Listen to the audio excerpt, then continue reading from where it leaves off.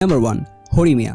এই অ্যানিমেটি এক কথায় অ্যামেজিং। এর স্টোরি অ্যান্ড অ্যানিমেশন দুইটির কম্বিনেশন একদম টপ নচ লেভেলের। তো এর স্টোরিটি শুরু হয় হরি অ্যান্ড মিয়ার সাথে। হরি তার স্কুলে অনেক বেশি পপুলার একজন মেয়ে থাকে যে সব দিক দিয়েই পারফেক্ট, কাজে বলো লুকসে বলো সবকিছুই। কিন্তু হরি তার স্কুল লাইফটি ঠিকভাবে এনজয় করতে পারে না, কারণ স্কুলের পর তাকে তার ছোট ভাইকে দেখাশোনা করতে হয়। আর আমাদের মেইন মেল ক্যারেক্টার মিয়া মোরা ক্লাসের মধ্যে অনেক লোনলি টাইপের একটা ছেলে, যার জন্য তাকে সবাই ওটাকুও বলে থাকে, যে অনেক শাই অ্যান্ড গ্লুমি টাইপেরও একটা ছেলে। কিন্তু এটি শুধু তার স্কুল পর্যন্তই সীমাবদ্ধ, কারণ স্কুলের বাইরে সে এক আলাদাই পার্সোনালিটির মানুষ।